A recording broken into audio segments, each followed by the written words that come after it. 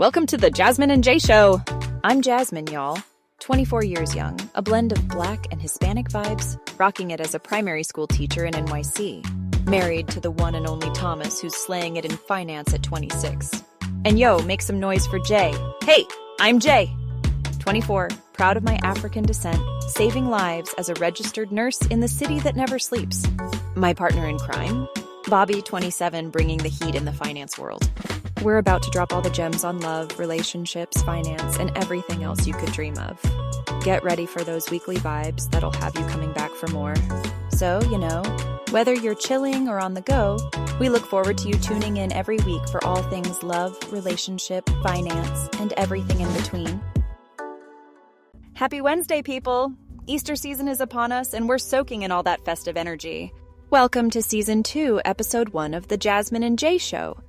In this episode, we're diving into breaking the taboo of financial conversations in marriage, getting deep into those talks that can transform relationships. To our loyal Jasmines and Jays, we love every single one of you and are so grateful for your weekly support. And for those who just joined our ride, hit rewind and dive into Season 1 for those must-have relationship gems. You don't want to miss building up that love vibe. So Jay, how did you spend your Mother's Day? Oh, Mother's Day was incredible. Bobby and I had a beautiful brunch with my mom, just basking in family love and connection. It's about those moments that fill your heart and keep you grounded. And you, Jasmine, how did you celebrate Mother's Day? That sounds amazing. For us, it was all about family warmth, too.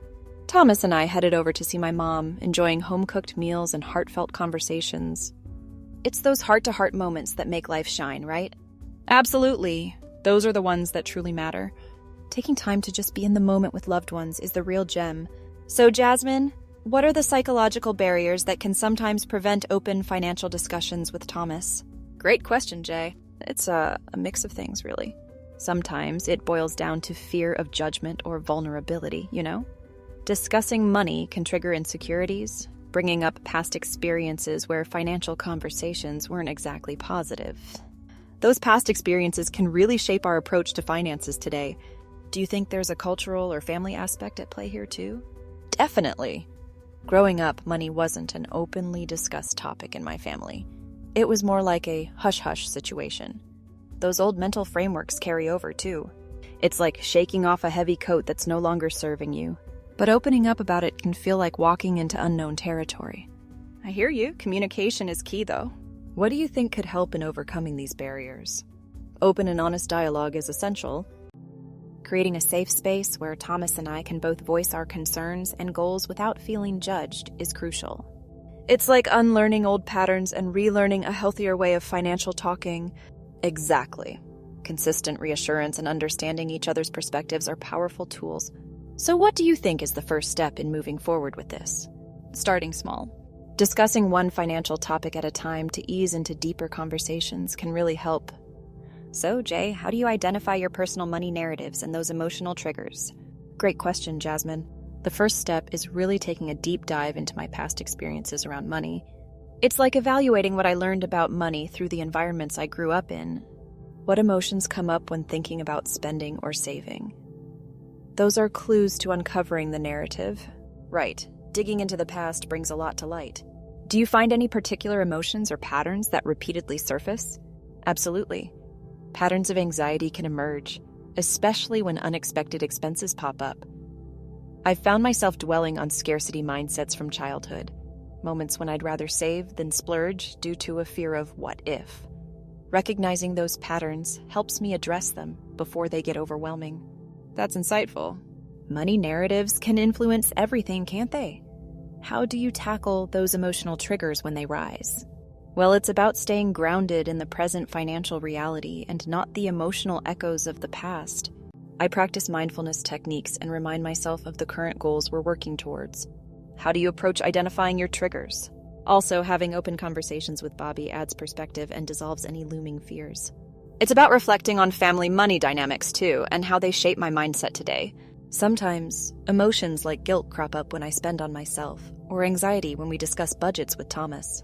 Identifying these triggers lets me be proactive in changing my relationship with money. That's powerful.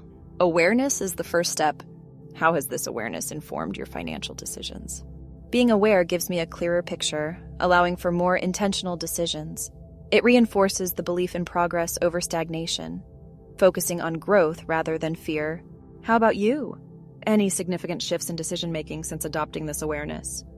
So, Jasmine, did you and Thomas develop a communication framework for handling those sensitive financial conversations? Absolutely. It's something we knew was crucial early on. We set up what we like to call money dates, times when we carve out any distractions and solely focus on our financial landscape. This sets a tone for trust and familiarity in discussing finances. Money dates, love that. How do those sessions typically flow? We put everything on the table, our bills, savings goals, concerns, and dreams. It's like a complete financial checkup where transparency is key. Sometimes, we even add a special touch, like sharing a bottle of wine to keep the vibes relaxed and welcoming. It really softens the approach and makes it less intimidating. Nice! By making it a ritual, you ease the tension. How's it working for you two? It's been transformative, really. The more we engage in these sessions, the easier and more natural they become. We celebrate small wins and learn from any hiccups.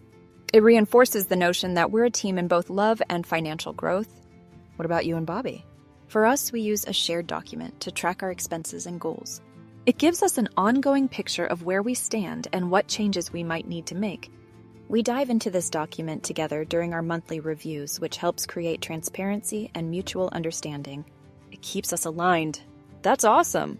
Using a shared document sounds like an effective way to maintain consistency and accountability. How often do you think the reviews help ease financial anxiety? They are foundational. It's like each review is another stone on the path towards a stable financial future. Regular reviews ensure we don't stray far from the plan and keeps us focused. Together, it builds a confidence in our joint decisions. So what was the process you and Bobby followed to create that money ritual? Well, it started pretty naturally.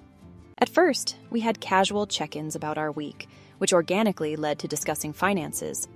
Seeing how beneficial those talks were, we decided to dedicate specific time for money dates.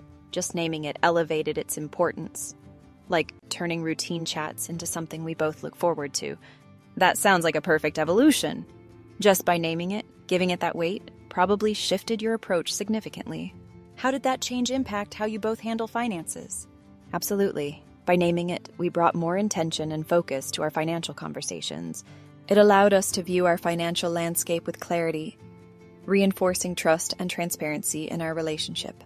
It's like setting a rhythm that keeps us aligned and on track. That's incredible. To intentionally build that trust in such a way is inspiring. How do you keep these money rituals engaging and effective? We've started ending each money date with something fun, whether it's cooking a special dinner or watching a movie we love. It underscores that finances are an integral part of life, but they don't define it entirely. Adding a joyful element really encourages positive energy and a sense of continuity. That's smart. Balancing effort and enjoyment. First we feast, then we sip. Keeping both mind and spirit lively and engaged. Any advice for couples aiming to establish their own money rituals? My advice is to start simple and keep it light in the beginning. Maybe start with a quick budget review or share your financial dreams.